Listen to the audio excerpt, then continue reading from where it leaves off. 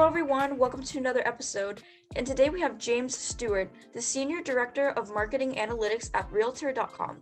And today we're going to be speaking about predictive analysis. So welcome to the show, James. It's so great to have you today.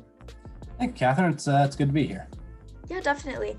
Can you just go ahead and tell us more about your background and introduce yourself? Definitely. You got my name and title there. So James Stewart, Marketing Analytics at Realtor.com. I've been working in marketing and analytics in some capacity my entire career. I started out doing algorithm development for the Google API for bin budget management systems. Sold that to Acquisio in Montreal, which I think is still part of web.com today for their SMB. And that really started me on a path of really trying to understand more than just paid search, but what role does data play in our decisions, in our optimizations, and our ability to really impact both the consumer experience and the ROI of a company. Spent some time at Adobe in a consultory position, expanding my depth and breadth into analytics, DMP data, audience analysis, and programmatic, and came to Realtor.com to help drive some digital transformation here within these four walls over the last couple of years. It's been a fun journey, and definitely have gotten a unique and holistic view of what can and should be done in this field. Yeah, no, that's great. And so how is your organization specifically being more data-driven today?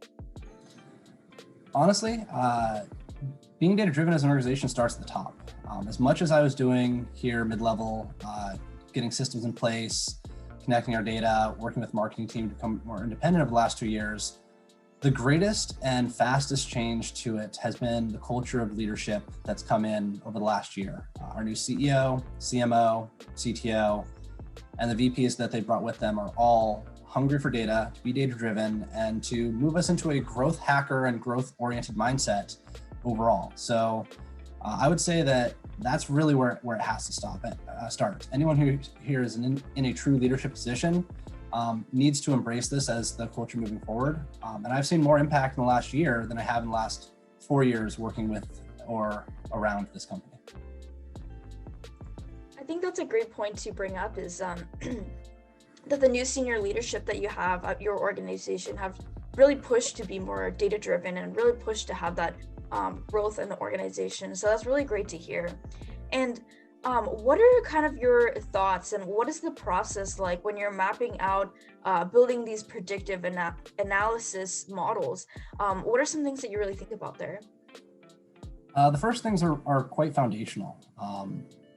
Owning the data in marketing is key. So in-housing our ad server, in-housing our DSP, getting our arms around all of the data across all of our channels, bringing in some ACR technology to allow us to understand better what's happening on television has been the key to our own understanding and ability to move forward.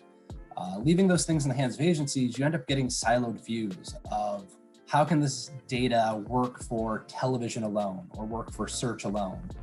Bringing it in-house is now providing us the opportunity to start looking holistically across our marketing and understand how can we better understand, not just for a given channel, but across our efforts, what is the next marginal incremental dollar going to do for us and where?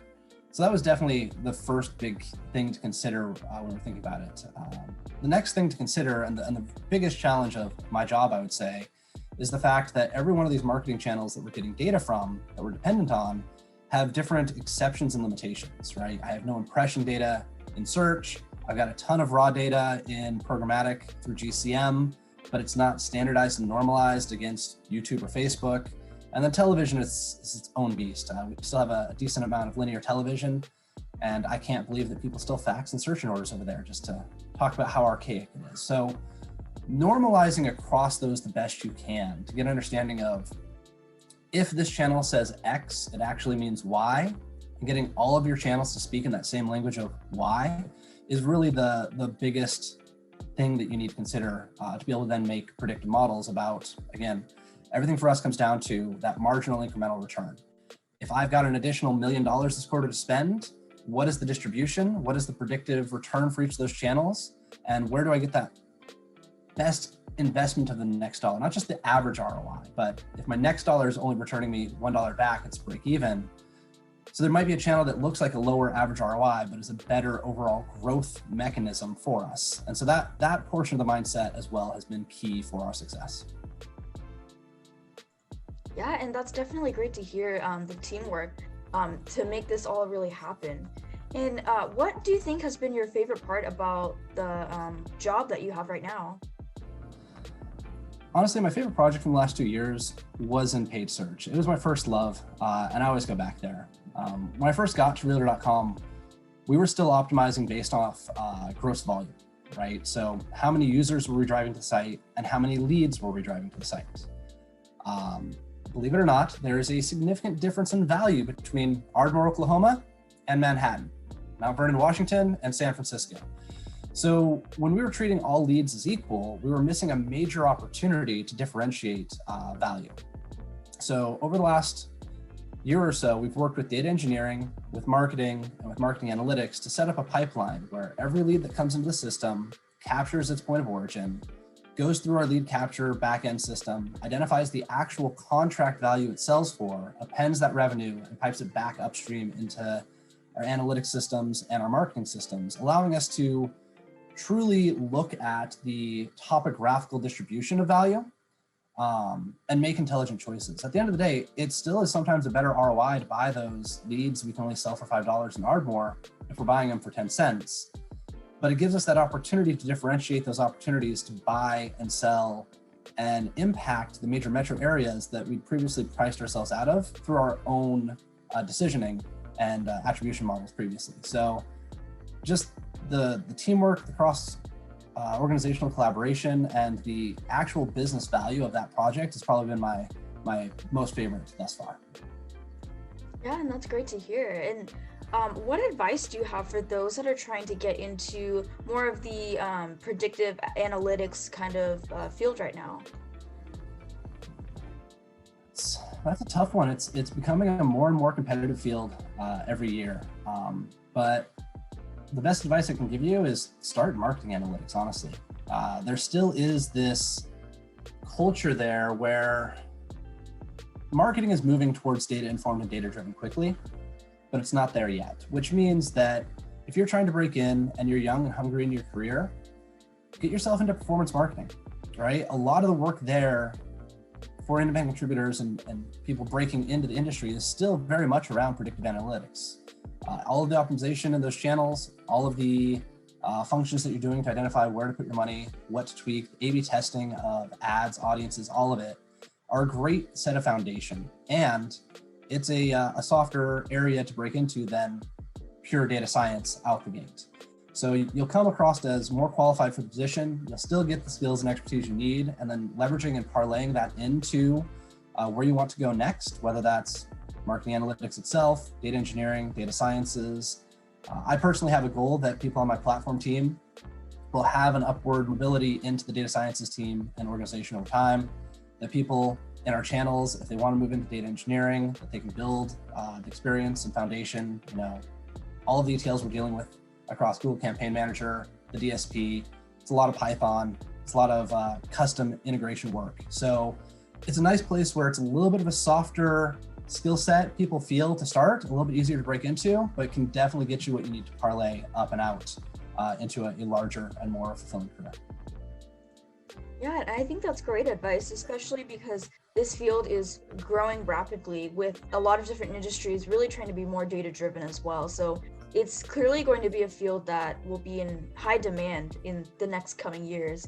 And how do you kind of see the future of predictive models or predictive analytics changing or evolving throughout the next couple of years? I'm already seeing a lot of emphasis on growth and growth hacking and growth marketing. All of it comes down to understanding, at the end of the day, the stock market, gambling, and marketing analytics are all the same thing. How do I balance a portfolio so I put $1 in and I get more than $1 back out, right? And we're seeing that adoption pretty quickly and pretty heavily in the enterprise portion. And where the enterprise leaders go, others tend to follow. So this is something where predictive analytics in marketing, the ability to understand that marginal incremental return, is going to, I think, become just the foundation of all marketing outside of brand and that top funnel consumption in the next 4 years. At the end of the day, this is what people want. This is what shareholders love to hear. This is what CFOs, salivate over and sign bigger checks for, right? This is really becoming a cornerstone of the entire industry. And to your point, it's explosive. I don't see it stopping. I see it becoming just the way of the future. Yeah, definitely. I completely agree. And great insight throughout this conversation today, James. And so I wanted to say thank you so much, James, for joining us today on the Data Standard. And we're trying to build a community where everyone can just come together and network and collaborate. So what is something the community can help you do? No, that's great. Anyone here can find me on LinkedIn. James MD Stewart is my URL. It's really the only network I'm still generally active on. No Twitter or YouTube for me, but happy to connect, happy to expand my network and meet new people and collaborate. Also, as I mentioned, Realtor.com has new leadership. We're treating ourselves as a re-startup. Been around since '95, but with the real estate market the way it is, and our new leadership being so data-driven, hungry, and ready to go, we have open opportunities, and we're looking for top-tier talent across data engineering, data sciences, marketing analytics, all of our analytics functions in general, project management. So if you or your community know anyone who's looking to join a mid-size enterprise company where they can make a real impact, we are looking for those that are looking for the challenge. Yeah, perfect. And where can everyone find you online to connect with you right now? LinkedIn is really it. James MD Stewart, right on LinkedIn. All right, perfect. And to our audience, for more information on the Data Standard, you can find us at www.datastandard.io, as well as on our LinkedIn and YouTube channel. And thank you so much, James, for joining us. It was so great to have you and just hear more about your experiences and what you're working on. So thanks for being here today. Thank you, Catherine. This has been great.